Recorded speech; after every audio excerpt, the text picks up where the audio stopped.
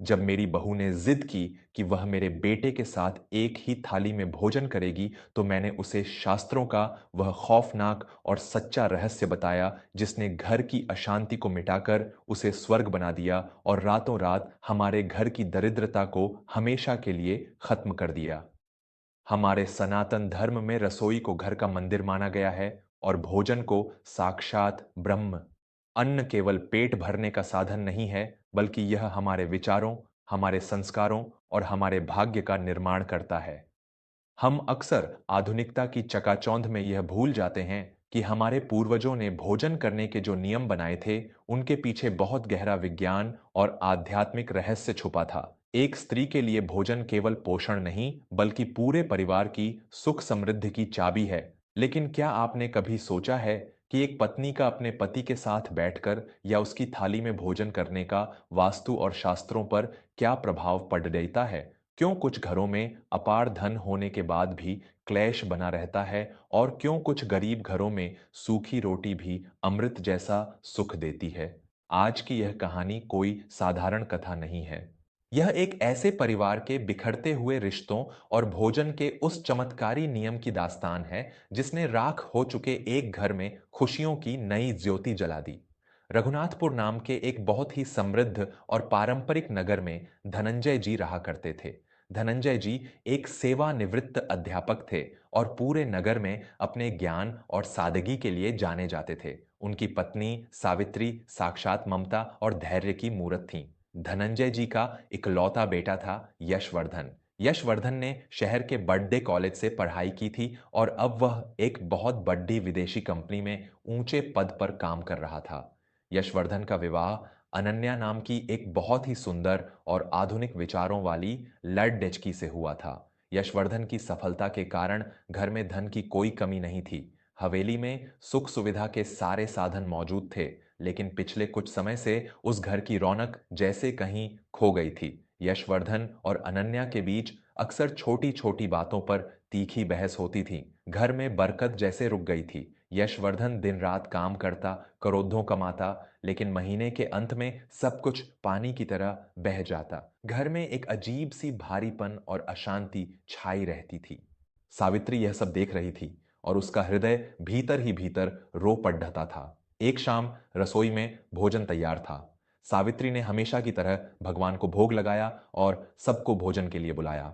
यशवर्धन अपने कमरे से आया, उसका चेहरा थका हुआ और चिद्धा था। उसने अपना लैपटॉप डाइनिंग टेबल पर रखा और बिना किसी से बात किए अपना खाना अपनी प्लेट में निकाला। वह एक हाथ से टाइपिंग कर रहा था और दूसरे हाथ से बेमन से निवाले तौडियच रहा था। अनन्या भी वहां आई और उसने देखा कि यशवर्धन पूरी तरह से अपने काम में डूबा हुआ है। उसने मुस्कुराते हुए अपनी प्लेट उठाई और यशवर्धन के बिल्कुल पास बैठ गई। अनन्या ने प्यार से कहा, यश, तुम हमेशा इतने व्यस्त क्यों रहते हो? चलो, आज हम दोनों एक ही थाली में खाना खाते हैं। आजकल के कपल्स ऐसे ही करते हैं, इससे प्यार बढ़ता है। यशवर्धन ने बिना सिर उठाए रूखे स्वर में कहा, अनन्या, मुझे बहुत काम है। तुम्हें जहां बैठना है बैठो, बस मुझे डिस्टर्ब मत करो। और ये साथ बैठकर एक ही थाली में खाने का नाटक मुझे पसंद नहीं है। अनन्या का चेहरा उतर गया। उसे अपने पति का यह ठंडा व्यवहार बहुत बुरा लगा। सावित्री, जो पास ही खड़ी थी, उसने यह सब देखा। उसने अपनी बहू के कंधे पर हाथ रखा और बहुत ही शांत स्वर में कहा, बेटी अनन्या, यशवर्धन अभी तनाव में है। तुम अपनी थाली अलग लगा लो और शांति से भोजन करो। पति पत्नी का एक साथ भोजन करना सुखद लगता है, लेकिन शास्त्रों में इसके कुछ ऐसे गहरे नियम बताए गए हैं जिनका पालन न करने पर घर की सुख शांति पर ग्रहण लग सकता है। अनन्या ने झुंझलाते हुए कहा, माँ जी, आप भी इन पुरानी बातों को लेकर बैठ गईं? साथ खाना खाने से भला क्या नुकसान हो सकता है? मुझे तो लगता है कि यह सब अंधविश्वास है।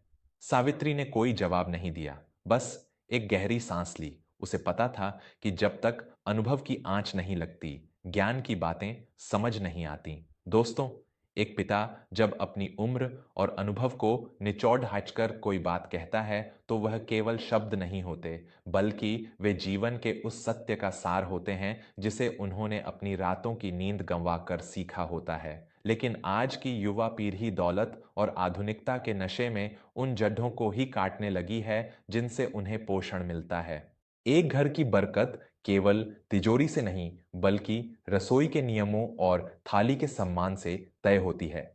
अगर आप भी मानते हैं कि हमारे संस्कारों में ही असली सुख छुपा है, तो हमारे इस परिवार वर्मा स्टोरीज को अभी सब्सक्राइब करें। आपका एक सब्सक्राइब हमें यह साहस देता है कि हम आज के इस बिखरते हुए समाज को रिश्तों और धर्म का असली आईना दिखा सकें। अपने संस्कारों की रक्षा के लिए वर्मा स्टोरीज चैनल को सब्सक्राइब जरूर करें। दिन बीतते गए और घर की स्थिति और भी बिगड़ती गई। यशवर्धन के व्यापार में एक बहुत बड़ा घाटा हुआ। उसे अपने सहयोगियों से धोखा मिला और रातों रात उस पर करोड़ों का कर्ज चढ़ गया। घर में तनाव इतना बढ़ गया कि अनन्या और यशवर्धन अब एक दूसरे का चेहरा तक नहीं देखना चाहते थे। अनन्या को लगा कि शायद इस घर की वास्तु में ही कुछ खराबी है या फिर किसी की बुरी नजर लग गई है। एक रात जब पूरा घर सन्नाटे में डूबा था, अनन्या सावित्री के पास गई। उसकी आंखों में आंसू थे। अनन्या ने सिसकते हुए पूछा, माँ जी, मुझे समझ नहीं आ रहा कि हमारे साथ ऐसा क्यों हो रहा है। हम मेहनत कर रहे हैं, हम किसी का बुरा नहीं चाहते, फिर भी घर में दरिद्रता और क्लेश क्यों बढ़ता जा रहा है। क्या सच में भोजन के वो नियम इतने प्रभावशाली होते हैं? सावित्री ने अनन्या को अपने पास बिठाया और उसके सिर पर हाथ फेरते हुए कहा, बेटी, अन्न साक्षात ब्रह्म है। हम जिस ऊर्जा के साथ भोजन ग्रहण करते हैं, वैसी ही ऊर्जा हमारे जीवन में प्रवाहित होती है। तुमने उस दिन कहा था कि पति पत्नी का एक ही थाली में भोजन करना प्यार बढ़ाता है, लेकिन शास्त्रों में, विशेषकर भीष्म पितामह ने अर्जुन को भोजन के कुछ खौफनाक और सच्चे नियम बताए थे। सावित्री की आवाज गंभीर हो गई। उसने बताना शुरू किया, भीष्म पितामह के अनुसार यदि पति और पत्नी एक ही थाली में भोजन करते हैं तो वह भोजन मदिरा, नशे के समान हो जाता है। सुनने में यह अजीब लग सकता है, लेकिन इसके पीछे एक बहुत बड़ा आध्यात्मिक रहस्य है। जब पति पत्नी एक ही थाली में खाते हैं तो पति का प्यार पत्नी के प्रति इतना अधिक बरछ जाता है कि वह अपनी बुद्धि और विवेक खो देता है। वह अपनी पत्नी के प्रति केवल मोह में अंधा हो जाता है, जिससे घर के अन्य सदस्यों के प्रति उसका कर्तव्य कम होने लगता है। ऐसे घर में पक्षपात और ईर्ष्या का जन्म होता है, जिससे लक्ष्मी जी रुष्ट होकर चली जाती हैं। अनन्या यह सुनकर सन्न रह गई। सावित्री ने आगे बताया, शास्त्रों में कहा गया है कि पत्नी को हमेशा पति के भोजन करने के बाद ही भोजन करना चाहिए। इसका मतलब यह नहीं है कि पत्नी गुलाम है। इसका अर्थ यह है कि जब पति भोजन कर लेता है और उसकी तृप्ति की ऊर्जा उस थाली में शेष रह जाती है, तब पत्नी जब उस थाली में भोजन करती है तो वह प्रसाद बन जाता है। वह प्रसाद पत्नी के भीतर सहनशीलता, त्याग और प्रेम का संचार करता है। और जिस घर की स्त्री शांत और प्रेम से भरी होती है, वहां वास्तु दोष कभी टिक नहीं सकता। लेकिन यदि पति पत्नी साथ बैठकर अलग अलग थालियों में भोजन करते हैं तो वह अमृत के समान होता है। वह पूरे परिवार की सेहत और समृद्धि के लिए सबसे उत्तम है। सावित्री ने अनन्या की आंखों में झांकते हुए कहा, बेटी, तुम लोग टीवी के सामने बैठकर लड़ते हुए या काम करते हुए भोजन करते हो।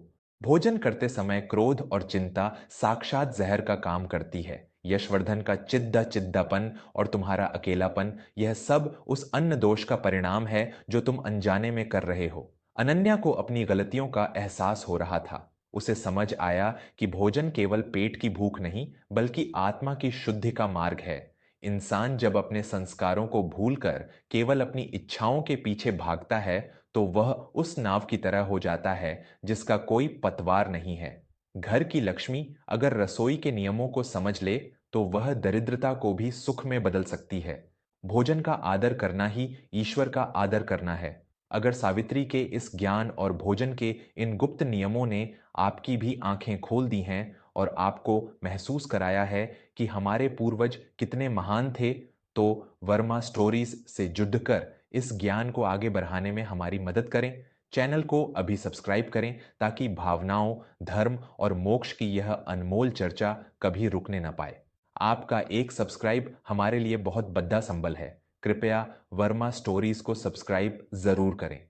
अगली सुबह से अनन्या ने एक संकल्प लिया। उसने यशवर्धन से कोई बहस नहीं की। उसने रसोई को पूरी तरह साफ किया, स्नान करके पवित्र मन से भोजन बनाया और सबसे पहले भगवान को भोग लगाया। उसने यशवर्धन का लैपटॉप डाइनिंग टेबल से हटा दिया और वहां सुगंधित फूल रखे।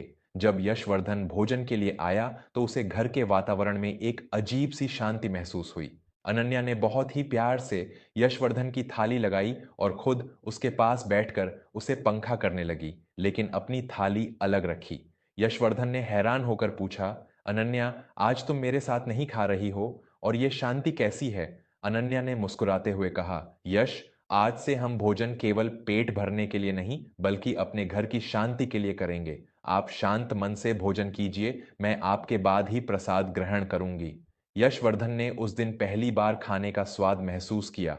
उसे अपनी मां सावित्री की याद आ गई। जैसे जैसे उसने भोजन किया, उसका तनाव कम होने लगा। उसका दिमाग जो पिछले कई महीनों से उलझा हुआ था, वह अचानक स्पष्ट होने लगा। भोजन के बाद उसने अनन्या का हाथ पकड़ा और अपनी गलतियों के लिए माफी मांगी। धीरे धीरे घर का वास्तु और ऊर्जा बदलने लगी। यशवर्धन के व्यापार में जो रुकावटें थीं, वे अपने आप दूर होने लगीं। एक पुराना फंसा हुआ सौदा अचानक पक्का हो गया और उसे करोड़ों का मुनाफा हुआ। लेकिन इस बार वह पैसा पानी की तरह नहीं बहा, बल्कि घर में बरकत बनकर ठहर गया। दीनानाथ जी और सावित्री यह सब देखकर बहुत खुश थे। उन्हें गर्व था कि उनकी बहू ने समय रहते संस्कारों के महत्व को समझ लिया। अनन्या अब केवल एक पत्नी नहीं बल्कि उस घर की साक्षात अन्नपूर्णा बन चुकी थी। पूरे नगर में यह बात फैल गई कि धनंजय जी के घर में फिर से वही पुरानी चमक लौट आई है। अनन्या ने मोहल्ले की अन्य महिलाओं को भी बताया कि भोजन करने का तरीका हमारे भविष्य को कैसे बदल सकता है। अनन्या अक्सर कहती, पति के साथ भोजन करना बुरा नहीं है, लेकिन किस भाव से और किस नियम से किया जा रहा है, यह बहुत महत्वपूर्ण है। साथ बैठकर अलग थाली में खाना अमृत है और पति के बाद खाना सौभाग्य है। लेकिन कलह करते हुए या एक ही थाली में खाना घर के विनाश का कारण बन सकता है। दोस्तों, हमारे जीवन की हर छोटी क्रिया हमारे भाग्य से जुड़ी होती है।